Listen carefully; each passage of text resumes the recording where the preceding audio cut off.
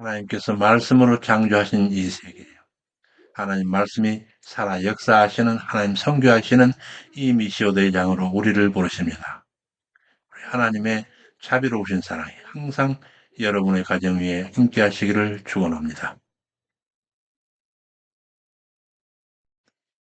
제 카페입니다.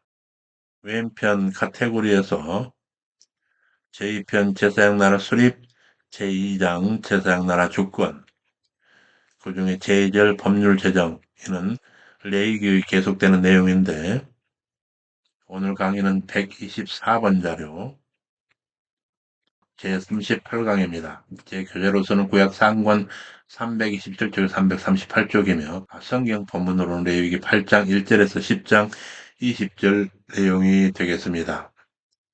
조지난 시간에 우리는 구약의 신앙 선진들에게 여호와께서 명하신 번제, 소제, 화목제, 속제제 그리고 속건제로 이어진 5대 제사 제의법으로서 그 정교함과 위험이 넘치며 경건한 백성 개개인의 예배법을 살피며 각자 하나님을 향한 성도 자신들의 예배 양태를 돌아보았고 바로 직전 시간에는 그와 같은 5대 제사법에 대한 제사장들의 제2시행 규례를 통해서 오늘날 우리 교회 사역자들의 예배 직전 모습을 반추하여 되돌아보는 기회를 가졌습니다.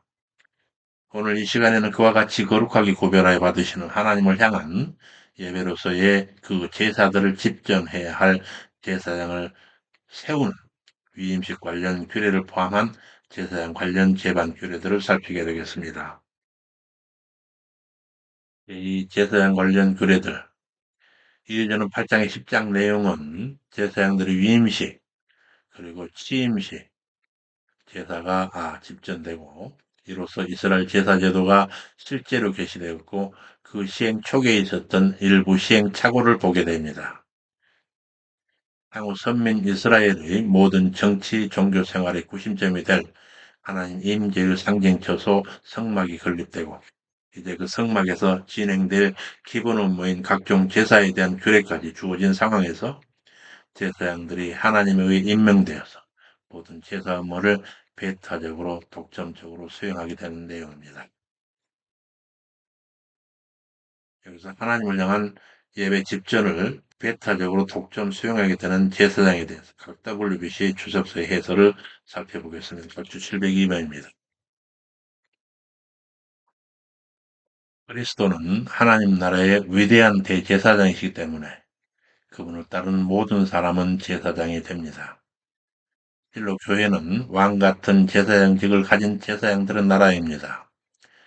제사장으로서 제 역할을 하기 위해 모든 신자들은 각자의 삶 속에서 그리스도 영의 사역, 자신을 성결히 해야 합니다. 그러면 그들은 다른 사람들이 하나님께 가까이 하도록 도울 수 있습니다. 그들의 제사장 역할은 많은 형식을 갖는데 예를 들어 하나님께 찬양 드리는 것, 중보의 기도를 하는 것, 중보의 기도 여기서는 어떤 사람의 죄사함을 위한 간청이라든가 치유를 위한 기도가 포함됩니다. 그리스도께서는 그들의 제사장 사역을 위해 자신의 교회에 엄청난 영적 권위를 부여하셨습니다. 교회의 우선적 역할은 제사장으로 하나님의 은혜의 중재자로 그리고 하나님께로 나아가는 길을 가르치는 자로서 심하게 뒤틀린 이 세상을 섬기는 것이 일입니다. 이어서 본문으로 돌아갑니다. 제사장 위임식 제사입니다. 최초 제사장 위임식을 위한 준비인데 그 주관자는 모세였습니다. 성경본문 레위기 8장 1절에 36절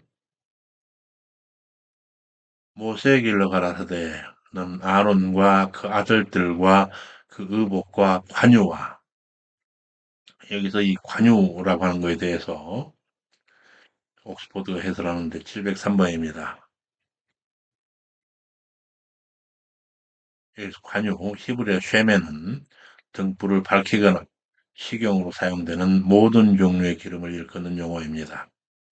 그러나 이 본문에서는 이어 나오는 미시하에 의해서 그 기름의 특별한 용도가 밝혀지고 있는데 이 미시아라고 하는 말은 오직 출애굽기, 레위기, 민수기에서 발견한 단어로 뭐뭇으로 덮다라고 하는 히브리어 마샤후에서 유래하였습니다. 따라서 쉐멘 함미시화라고 하는 말은 기름을 발라 거룩하게 구별하는 의식에 사용되는 기름을 언급하며 붓는 혹은 바르는 기름을 뜻하고 있습니다.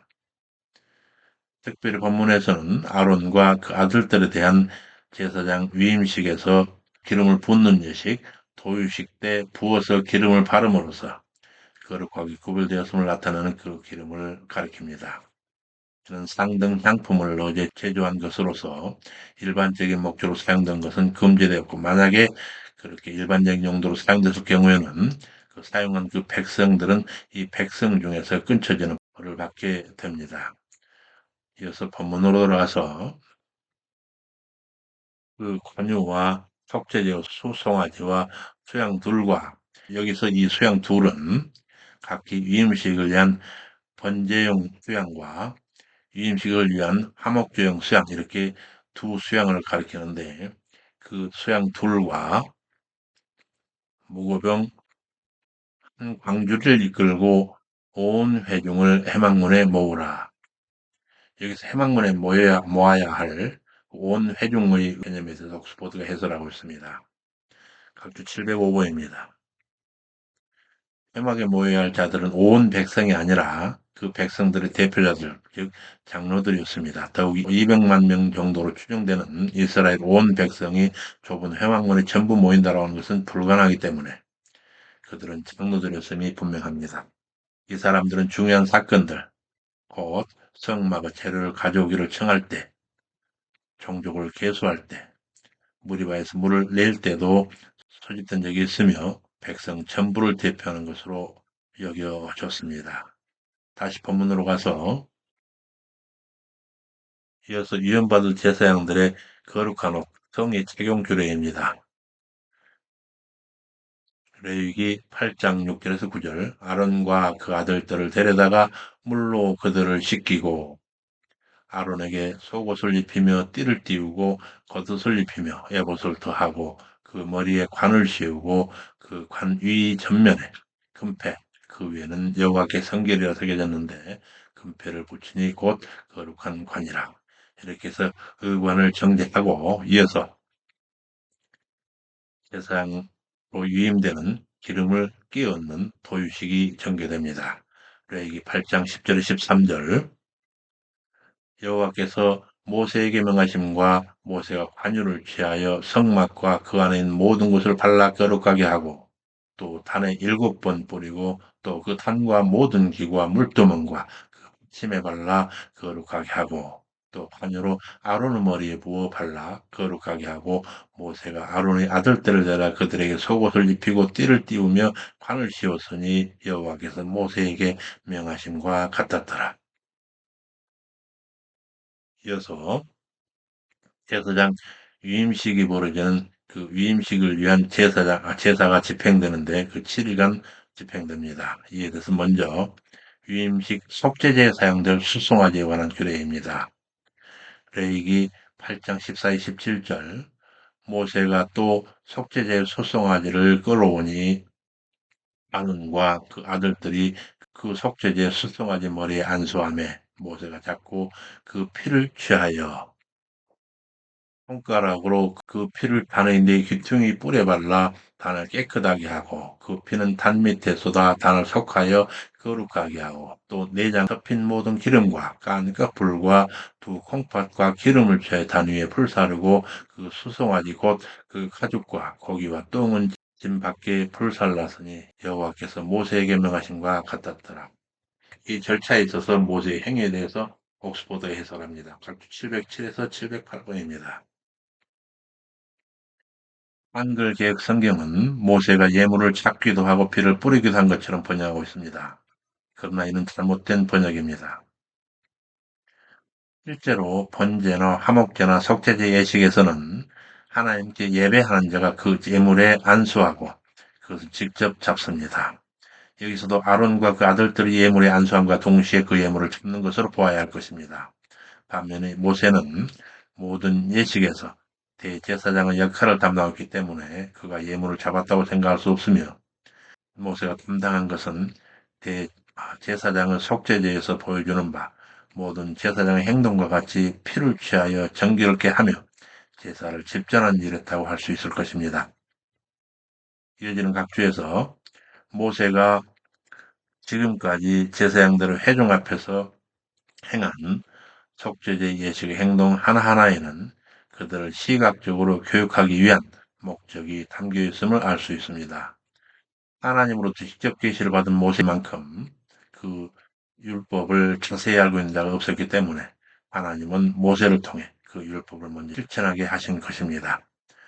복음을 들은 자는 바로 이와 같은 복을 받는 자입니다. 우리가 가진 임무가 있다면 모세의 예를 따라 말씀을 성실히 순종함으로써 그리스도를 우리의 삶에서 명백히 보여주는 것이라 할 수 있을 것입니다. 본문으로 돌아가서 유임식 속죄제에 사용될 수송아지에 관한 규례에 이어서 유임식 번제제에 사용될 수양 관련 규례입니다. 레위기 8장 18절에서 21절입니다. 번제의 수양을 드릴새 아론과 그 아들들이 수양의 머리에 안수하매 모세가 잡아 그 피를 단 주위에 뿌리고 그 수양의 각을 뜨고 그 머리와 각 뜬 것과 기름을 불사르고 물로 내장과 정갱이를 씻고 그 수양의 전부를 단 위에 불사르니 이는 향기로운 냄새를 위하여 드리는 번제로 여호와께 드리는 하제라. 여호와께서 모세에게 명하심과 같았더라. 이 절차에 있어서 모세의 역할입니다. 각주 709번입니다. 이와 같이 여기서도 그 예물을 잡는 주체는 모세가 아니라 아론과 그 아들들입니다. 그러나 피를 단 주위에 뿌린 자는 모세로서 여전히 제사장 역할은 모세가 담당하고 있음을 보여주고 있습니다. 이어지는 구절의 각드는 행위 등 역시 제사장들이 시행합니다. 한편 번제가 1차적으로는 헌신을 상징하지만 번제의 예물이 그것을 가져온 자의 죄를 대신 속량하는 대속물이 되는 것이었기 때문에 번제를 드린다는 사실은 여전히 아론과 그 아들들에겐 예물을 통한 속죄함이 행해질 필요가 있었다는 것을 가르쳐주며 번제를 통해 비로소 하나님 앞에서 부정함이 없는 자로 설 수 있었음을 보여주고 있습니다. 본문으로 돌아가서 이어서 위임식 화목제에 사용될 수양 이는 요제로 드리는데 레위기 8장 22절에서 29절입니다. 그런 수양 곧 위임식의 수양을 드릴 때 아론과 그 아들들이 수양의 머리에 안수함에 모세가 잡고 그 피를 취하여 아론의 오른 귓뿌리와 오른손 엄지가락과 오른발 엄지가락에 바르고 아론의 아들들을 데려다가 그 오른 귓뿌리와 오른손 엄지가락과 오른발 엄지가락에 그 피를 바르고 또 단 주위에 뿌리고 이와 같이 모세가 아론에게 피를 바르는 그 행위들에 대해서 옥스퍼드가 해설하고 있습니다. 710번입니다. 여기 언급된 각 부위는 신체 끝부분들입니다.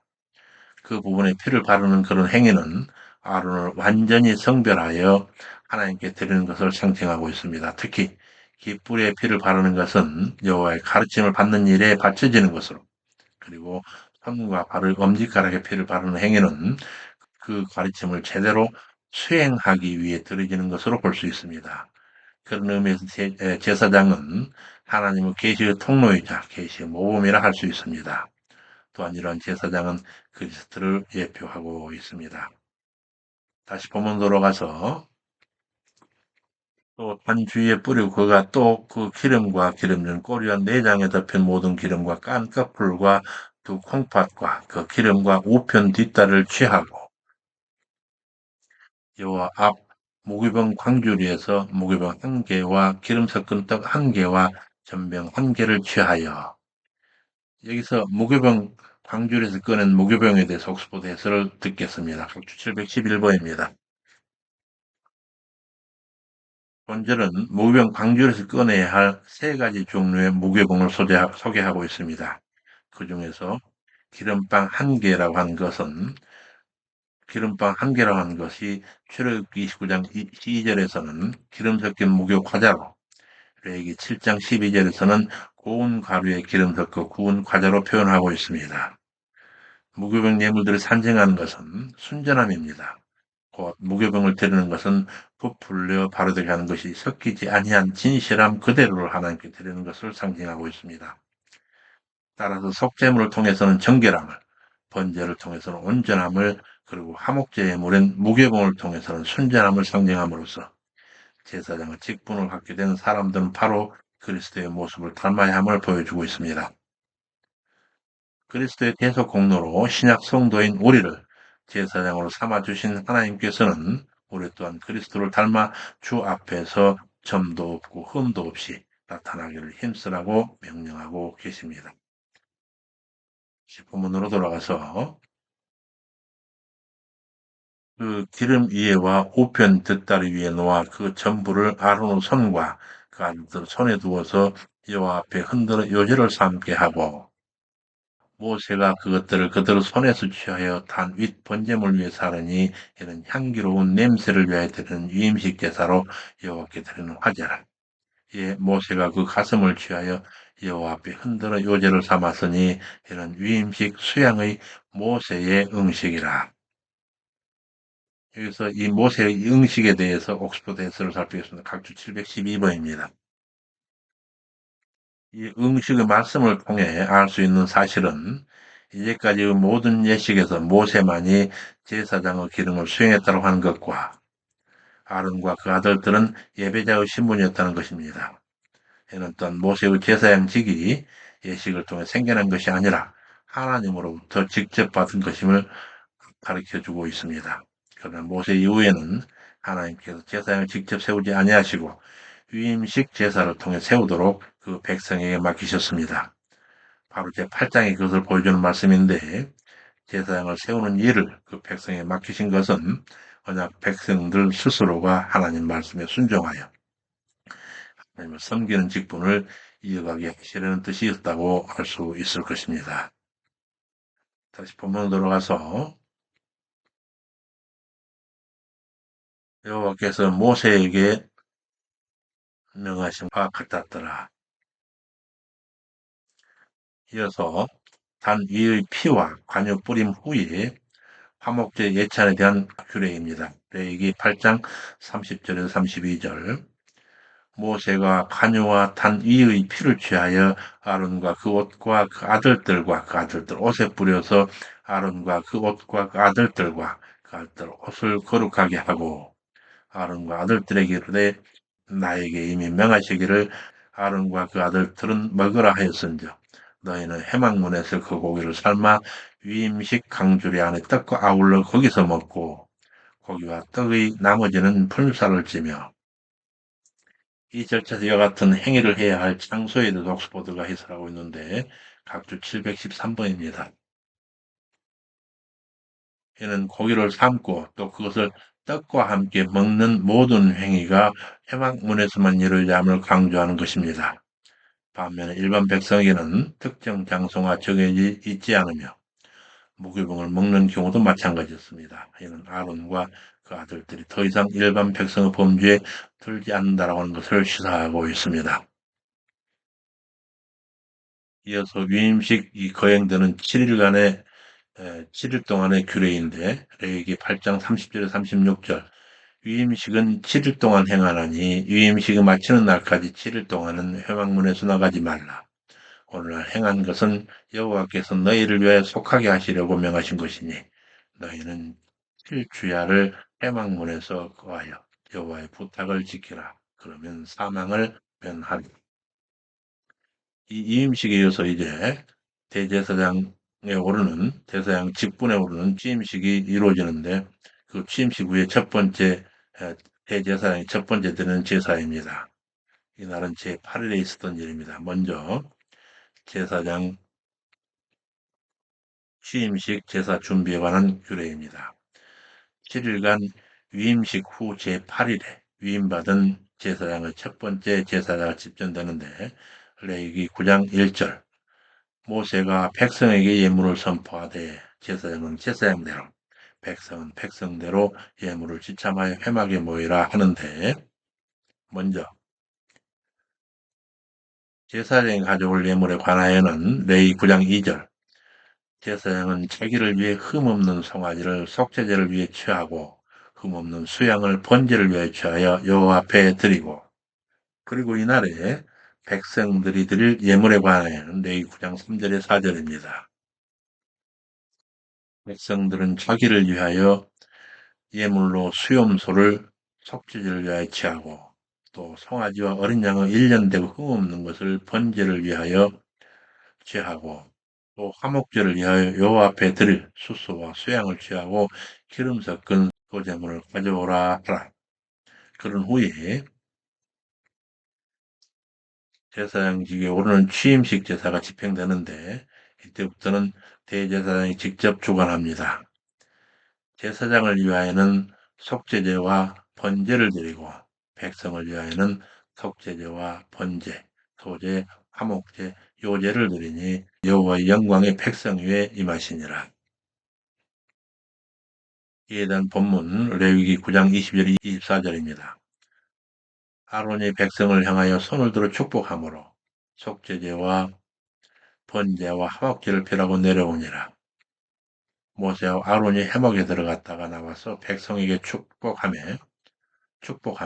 여호와 영광이 온 백성에게 나타나며 불이 여호와 앞에서 나와 단 위의 번제물과 기름을 사른지라 온 백성이 이를 보고 소리 지르며 엎드렸더라.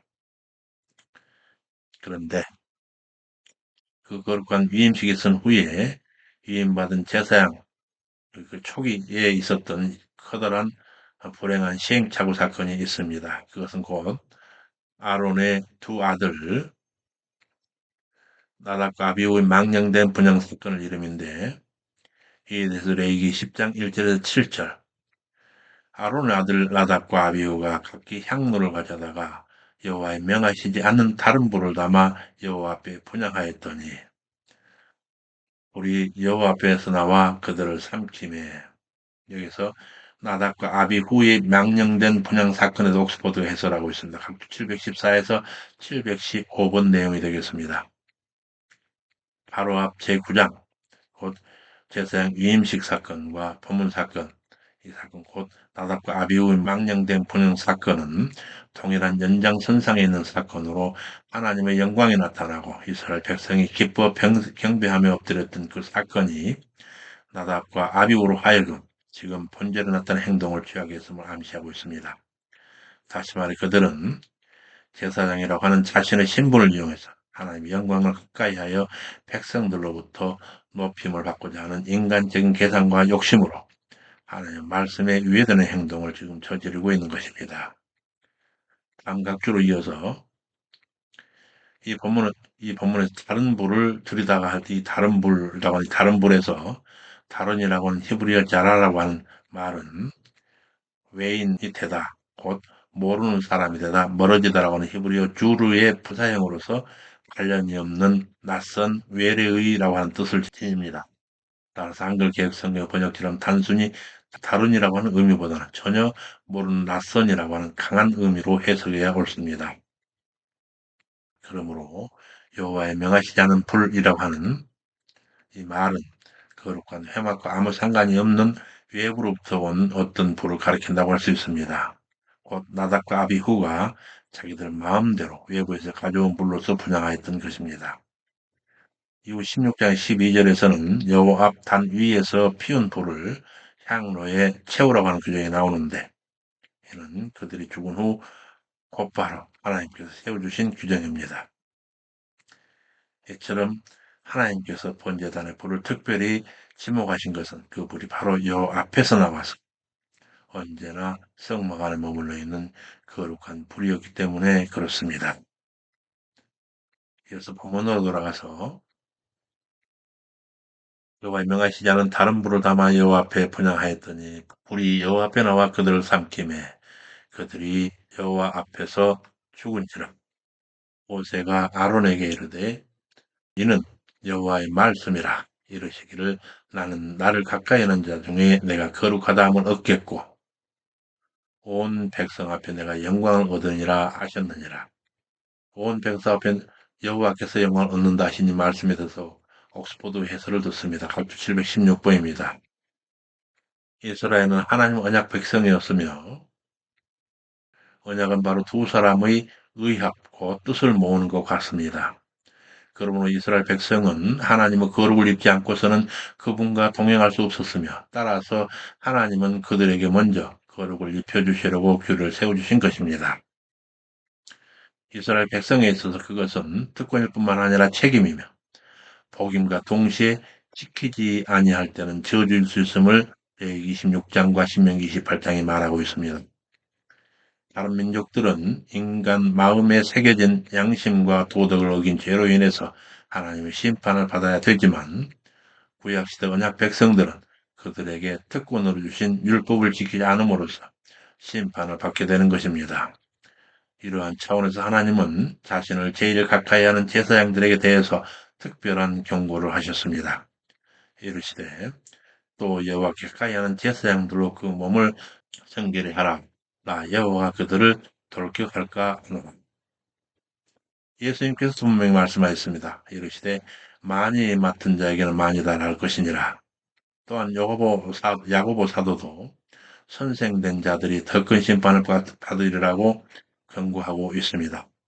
이런 맥락에서 나답과 아비후 죽음도 그들이 자신들에게 주어진 영예로운 제사장 직분에 합당하게 행하지 못하였기 때문에 하나님께서 그것에 대한 책임을 물으시고 그들을 엄히 심판하셨던 것입니다. 우리 역시 하나님의 자녀라고 하는 거룩한 신분을 얻은 자들로서 날마다 자기를 성찰함으로 나답과 아비후처럼 하나님의 긍휼을 오히려 자기 중심적으로 사용해서 하나님의 거룩한 자녀로서의 그 특권과 책임을 잃어버리는 일이 없도록 각별히 유념해야 할 것입니다. 다시 본문으로 돌아가서 이르시기를 나는 나를 가까이 하는 자 중에 내가 거룩하다함을 얻겠고 온 백성 앞에 내가 영광을 얻으리라 하셨느니라. 이에 아론이 잠잠하니 모세가 아론의 아잡이 우시엘의 아들 미사엘과 엘사반을 불러 그들에게 나와 너희 형제들을 성소 앞에서 진 밖으로 메어가라 하여 그들을 옷 입은 채로 진 밖으로 메어내니 여기서 나답과 아비후의 사체를 처리한 미사엘과 엘사반에 대해서 옥스퍼드 해설하고 있습니다. 각주 717쪽부입니다. 아론의 숙부인 우시엘은 레위 둘째 아들 코하스의 네 아들 중 막내였습니다. 곧 아론의 아비 아므람의 막내 동생입니다. 그러므로 우시엘의 아들 미사엘과 엘사발은 아론과 사촌 형제였고 죽은 나답과 아비후에게는 오촌 당숙이 되었습니다. 한편 우시엘에게는 미사엘과 엘사반 외에도 시들이라고 하는 막내 아들이 있었습니다.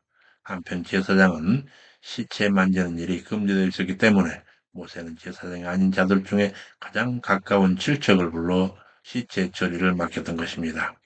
그때 처리되었던 나답과 아비후에 대해서 다음 각주에서 718번 나답과 아비후는 영광스러운 제사장 옷 세마포 옷을 입고 죽었던 것입니다. 이를 보는데 아무리 영광스러운 옷이라 할지라도 하나님의 진노로부터 사람을 지킬 수는 없습니다. 우리 성도들 생명을 구하는 것도 성도라고 하는 외형적인 이름이 아니라 진실로 말씀에 순종하며 하나님의 자녀다운 삶을 사는 것임을 명심해야 할 것입니다. 제사장 옷을 입은 채 죽은 나답과 아비후를 메고 나가는 것을 보면 여호와께로서 나온 불이 예물을 태우듯이 그들을 완전히 태웠다라기보다는 그들의 생명만 앗아갔음을 알 수 있게 합니다. 이 본문으로 와서 그들을 옷 입은 채로 진 밖으로 메어내니 모세가 아론과 그 아들 엘르아살과 이다말에게 이르되 너희는 머리를 풀거나 옷을 찢지 말아서 너희 죽음을 면하고 여호와의 진노가 온 회중에게 미침을 면케 하라. 오직 너희 형제 이스라엘 온 족속이 여호와의 지신불로 인하여 슬퍼할 것이니라. 여호와의 관유가 너희에게 있은즉 너희는 회막문에 나가지 말아서 죽음을 면할지니라. 여기서 먼저 여호와의 지신불로 인하여 슬퍼하고 회막문을 나가지 말라는 의미에 대해서 옥스퍼드가 해설합니다. 각주 719에서 720번입니다. 그 중에 먼저 여호와 지신불에 대해서 각주 719번입니다.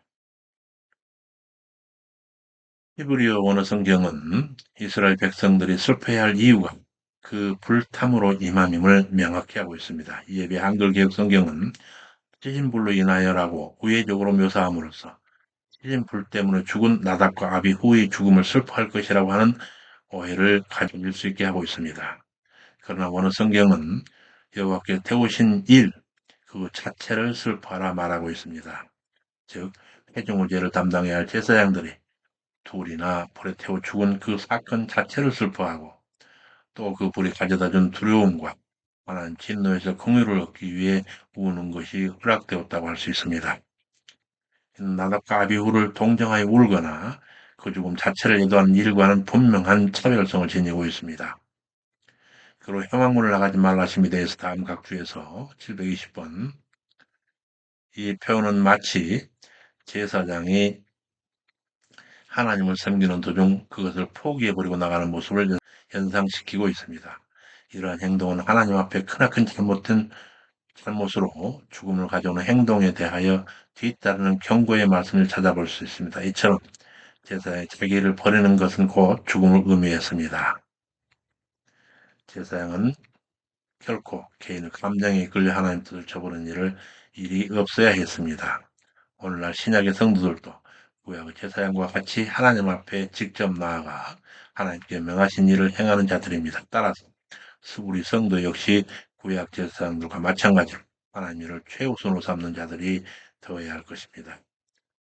예로 우리 신약에서 예수님을 배반하였던 제자 게롯 요다는 그 자신이 자기가 주님을 죽이는 일에 적극적으로 동참하였다는 생각 자체가요, 자기 목숨을 끊어버림으로써 영원한 영벌에 빠지지만 예수님은 십자가 사역 중에 3번이나 주님을 부인하며 저주까지 했던 사도 베드로의 경우에는 다시 회개하여 돌아와서 주님의 제자로서의 큰 인물로서의 마지막까지 사역을 잘 감당하였던 것을 미루어 하나님을 섬기는 도중의 것을 결코 포기하는 모습이 되어서는 안 될 것입니다.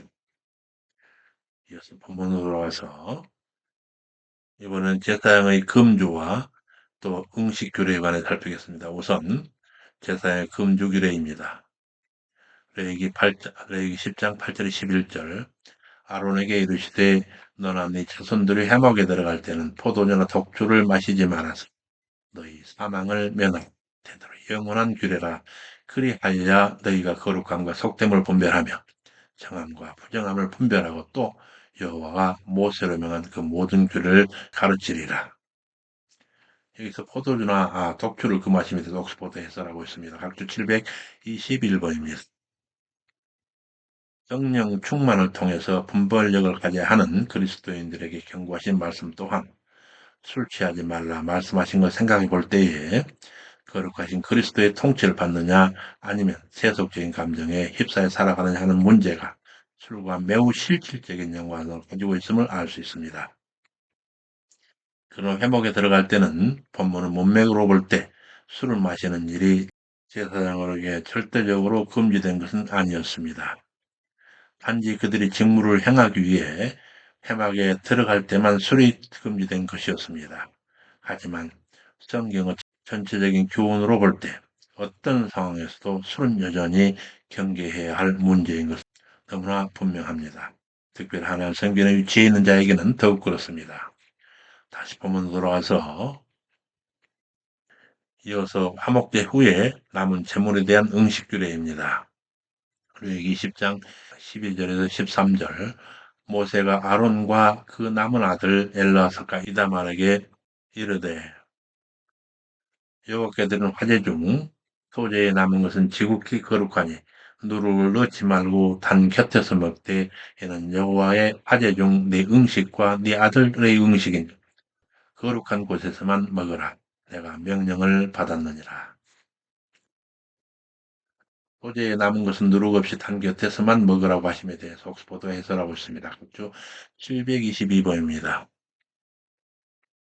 이는 이미 살펴던 소재의 보충교를 6장에 살폈는데 에서는 단지 해막들에서 먹으라 명하고 있지만 이 본문에서는 소재의 예물을 먹어야 할 그 장소가 더욱 구체적으로 해막들 번제단 곁이라고 하는 사실을 명시하여 일러주고 있습니다. 다시 본문 돌아와서 위임식에서 백성의 화목제로 드린 요제물에 대한 응식 관련 규례입니다. 레위기 10장 14절 흔든 가슴과 든 뒷다리는 너와 네 자녀가 함께 정결한 곳에서 먹을지니 이는 이스라엘 자손의 화목제 희생 중에서 네 음식과 네 자손의 음식으로 주신 것임이니라. 이래서 옥스퍼드 해설을 살핍니다. 723번입니다. 이 말씀은 9장 4절에서 언급된 이스라엘 백성 화목제 중에 먹는 것에 대한 구체적인 명령으로 그것을 먹어야 할 사람과 장소는 그곳이 정막 밖이라도 정결한 곳이면 된다고 하는 명령입니다. 그러나 이 본문의 규정은 제사장 위임식 때에 이스라엘 백성이 가져온 화목제의 예물에서만 국한되는 규정임을 알 수 있습니다. 본절에 이스라엘 자손 화목제의 희생 중에서라고 하는 규정이 이를 명시하고 있습니다. 다시 본문으로 돌아가서 위임식에서 백성의 화목제로 드린 요제물에 대한 응식에 이어 일반 화목제에서 드렸던 요제물의 응식에 관한 규례인데 레위기 10장 15절 그든 뒷다리와 흔든 가슴을 화제의 기름과 함께 가져다가 여호와 앞에 흔들 요제를 삼을지니 이는 여호와의 명령대로 너와 네 자손의 영원한 응식이라. 이에 대한 옥스퍼드 해설 724번을 보겠습니다. 본문은 제사장 위임식 때가 아닌 다른 경우에 화목제를 드릴 때 가슴과 뒷다리가 누구에게 속해야 하는지를 가르쳐주기 위해서 다시 한번 그 부분에 해당되는 화목제의 곧 7장 29에서 34절 우리 교례를 요약해서 기록하고 있습니다. 이렇게 할 필요가 있었던 이유는 위임식 때에 이스라엘 자손이 드리는 화목제의 가슴과 뒷다리는 아론과 그 아들들과 그 딸들도 먹을 수 있었던 반면에 보통의 경우에 드리는 화목제의 가슴과 뒷다리는 제사장만 먹을 수 있었기 때문입니다. 이 사실을 명확히 하기 위해서 본절은 먹어야 할 대상이 누구인지를 이어지는 문장에서 분명히 밝히고 있는데 곧 일반 화목제의 경우 가슴과 뒷다리를 먹을 수 있는 것은 아론과 그와 함께한 아들들인 엘르아살과 이다말임을 분명히 보여주고 있습니다. 이처럼 일반적인 경우에 드는 화목제 희생 중 가슴과 뒷다리는 제사장만이 먹을 수 있었습니다. 본문으로 돌아가서 이어서 속죄 제물을 불사른 엘르아살과 이다말에 대한 책망이 이어집니다. 엘르아살과 이다말은 이 속죄 제물을 불사른 실수가 있었고 이를 책망하는 내용입니다. 레위기 10장 16절에 18절 모세가 속죄제에 드린 염소를 찾은 적 이미 불살란즉 그가 아론의 남은 아들 엘르아살과 이다말에게 노하여 가로되 이 속죄제 희생은 지극히 거룩하거늘 너희가 어찌하여 거룩한 것을 먹지 아니하느냐. 이는 곧 이 속죄제의 희생인데 이는 곧 이 속죄제의 희생을 말하는 건데 이는 너희로 회중의 죄를 담당하여 그들을 위하여 여호와 앞에 속하게 하려고 너희에게 주신 것이니라. 여기서 이 속죄제 곧 제사장 위임식을 위한 이 속죄제에서의 남은 고기를 불살라 버린 실수와 그 고기에 대한 성격에 대해서 옥스퍼드 해설하고 있습니다. 학주 725에서 726번입니다. 먼저 그 속죄제에서의 그 남겨진 그 재물을 불태워버린 그 실수에 대해서 책망하는데 725번 모세는 그장 15제사로 드려진 속죄제 염소 히브리어 셰르 하핫닷의 고기를 제사장들 어떻게 처리했는지를 유심히 알아본 것입니다. 이처럼 모세가 속죄제 염소에 대해 크게 주의를 기울인 것은 제사와 관련된 하나님의 명령이 얼마나 잘 지켜지고 있는가를 살피기 위함도 있었지만 한편으로는 나답과 아비후가 죽은 이후 남아있는 아론 두 아들인 엘르아살과 이다말에 대한 염려의 마음이 담겨져 있음을 뜻하고 있습니다. 그런데 속죄제의 경우 제사장이 자동적으로 예물을 먹을 수 있는 것은 아니었습니다. 속죄제의 피가 성소 안에 분향단에 발라진 경우는 예물 자체를 진 바깥에서 불살라야 했으며 번제단에 발라질 경우에만 제사장이 먹을 수 있었습니다.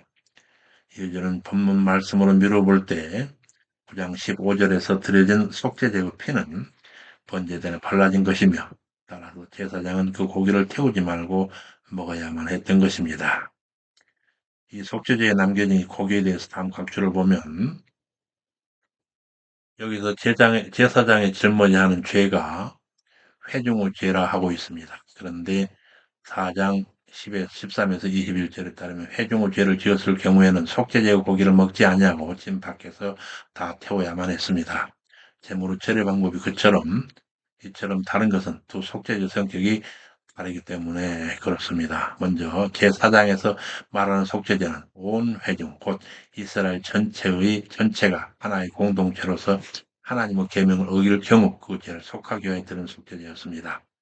반면 이 본문에서의 속죄제는 백성을 위한 속죄제이긴 하지만 근본적으로는 제사장 위임식에서 드려진 속죄제로서 어떤 구체적인 죄를 깨닫고 드는 속죄제와는 달리 온 회중의 죄악된 속성과 그들이 과거에 지었던 모든 죄를 속죄할 예식을 드릴 제사장을 위임하는 제한된 목적을 지닌 속죄제인 것입니다. 두 번째로 드려진 제물의 종류가 다릅니다. 사장에서 나타난 온 회중의 속죄제에서는 수송아지를 드린 반면에 여기서는 염소를 드렸습니다. 이를 통해서 볼 때 위임식에서 드리는 수염소 속죄 제물은 대속죄일의 회중의 속죄 제물로 드리는 수염소와 매우 유사한 성격을 갖고 있음을 알 수 있습니다. 따라서 두 속죄제는 모두 백성을 위한 속죄제이기는 하지만 사용된 단어나 제물의 종류로 보아서 동일하다고 말할 수 없는 것입니다. 한편 모세의 말 가운데 나오는 회중의 죄를 담당하기 위해 그 희생의 고기를 먹는다라는 것은 어떤 의미인가? 제사장이나 회중의 죄로 인해 드려진 속죄제는 고기까지 모두 불어 태웠지만 그 밖의 경우에는 제사장이 그 고기를 먹어야 했습니다. 그러나 이것은 불에 태우는 예식을 대신한 것이라고 할 수 있습니다.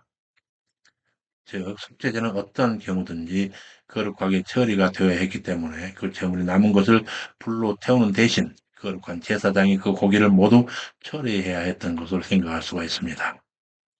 불로 태우는 것과 먹는 것은 속죄제의 마지막을 장식하기 때문에 그 예식을 통해 속죄가 완성되며 죄가 사해진다고 할 수 있을 것입니다. 그리스도께서 성문 밖에서 우리를 위해 고난을 받으셨고 그리하여 구속을 이루셨습니다. 제사장은 속죄제 고기를 먹는 일이 불태워 처리하는 것과 동일하다고 할 때 죄를 담당한다라고 하는 말은 죄를 품고 있는 상태로 보기보다는 불이 고기를 삼키듯이 제사장이 속죄제의 고기를 먹어서 자기 안에 품음으로써 죄가 거룩한 제사장은 내부에서 태워져 속죄가 완전히 이루어지는 것이라고 보아야 할 것입니다. 이제 본문으로 돌아가서 이는 너희로 회중의 죄를 담당하여 그들을 위하여 여호와 앞에 속하게 하려고 너희에게 주진 것이니라. 그 피를 성소에 들어오지 아니하였으니 그 제육은 너희가 나의 명한 대로 거룩한 것에서 먹었어야 할 것이니라.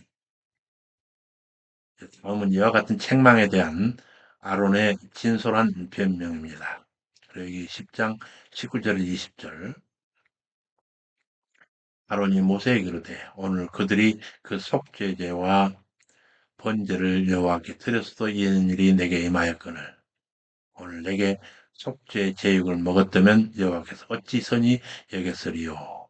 모세가 그 말을 듣고 좋게 여겼더라. 속죄제를 치르고서도 이런 불상자가 일어났는데 그 속죄 희생의 제육을 먹었더라면 그것이 늘 옳은 일이 되었겠느냐라고 하는 이에 대해서 옥스포드가 해설하고 있습니다. 각주 727번에서 728번입니다. 모세의 답변은 아론의 이 첫마디는 아들 나답과 아비후에게 일어난 일이 자기에게 일어난 자기 일이라고 하는 것입니다. 이것은 아들을 잃는 슬픔을 이기지만 슬픔을 이기지 못한 아비가 애통해하는 심정으로 얘기한 말이 아니라 제사장의 대표인 대제사장으로서 제사장의 잘못에 대한 책임을 통과하며 하는 말이라 할 수 있습니다. 왜냐하면 제6절에서 이미 슬픔을 표현하는 것은 절대적으로 금지되었기 때문에 아론이 대제사장 관점으로 모세에게 답변하고 있다는 사실은 본절의 바른 이해에 있어서 매우 중요한 관점입니다.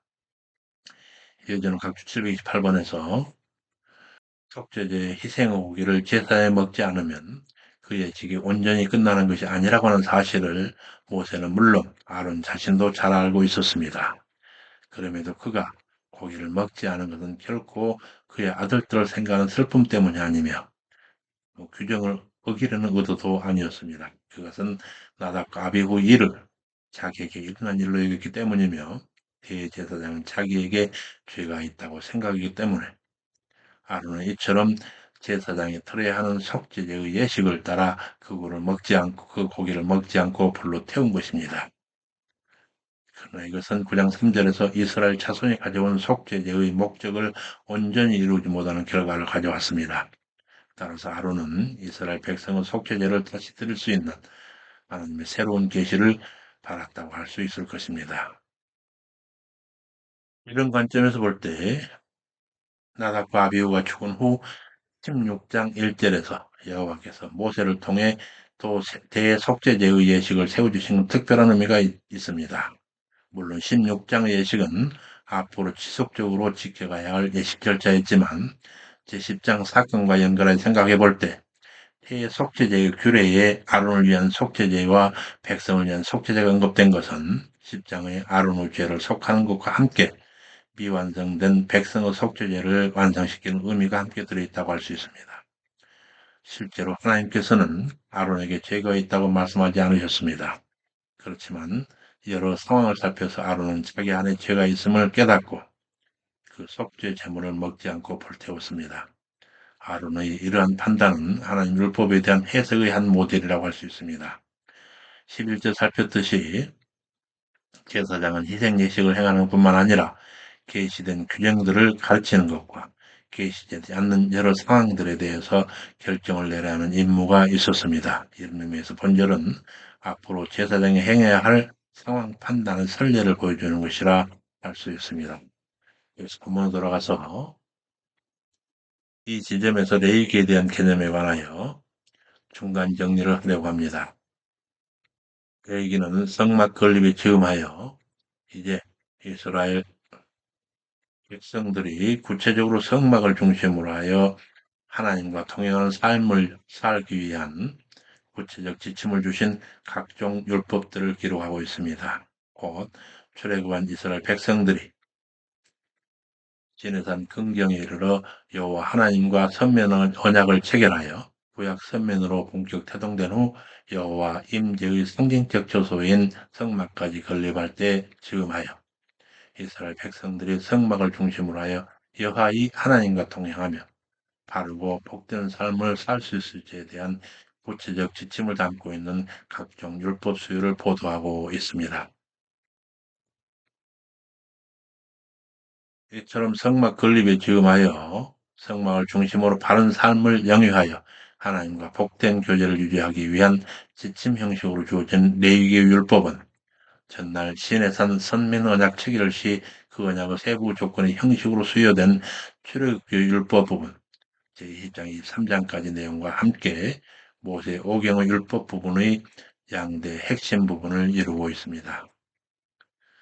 그리고 출애굽기 율법 부분이 주로 도덕법과 시민법 분야인 반면 레위기 율법 부분은 의식법 분야에 편중된 경향을 보이고 있습니다. 구약 율법 중에서 가장 독특한 분야는 의식법 분야입니다.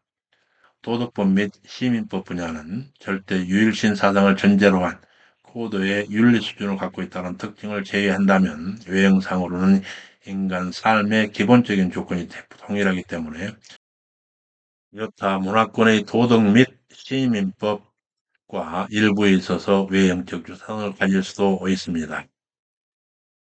반면에 구약 의식법은 주로 오직 성경만이 독특하게 밝히고 있는 우리 주 예수 그리스도의 십자가 구역 순환을 정점으로 한 속죄와 충보의 원리를 중심으로 인생의 구원을 이루 가시는 하나님의 구원 사역의 여러 측면을 각각 상징적 예표적으로 오묘하게 반영한 매우 독특한 규정들로 이루어져 있습니다.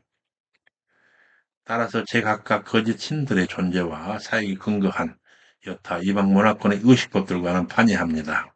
또한 구약은 여러 율법 분야 중에서도 특히 의식법 분야를 집중적으로 강조하고 있는 점에서도 대부분의 이방 문화권의 고대 법전통과 궤를 달리하고 있습니다.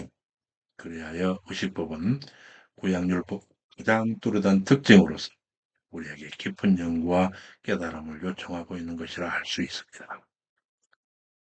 여기까지 우리는 구약의 신앙 선진들에게 여호와께서 명하신 번제, 소제, 화목제, 속죄제 그리고 속건제로 이어진 5대 제사법과 그 시행 규례들을 통해 여호와 백성들의 예배 모습과 그 예배를 집전하는 제사장들에 대한 규례를 살피면서 오늘날 우리 교회를 이루는 성도들과 예배를 집전하는 사역자들의 모습들 그리고 그 예배 시행에 있어서 모든 면에서 얼마나 엄정해야 하는지에 대하여 되돌아보고 반추하는 기회를 가졌습니다.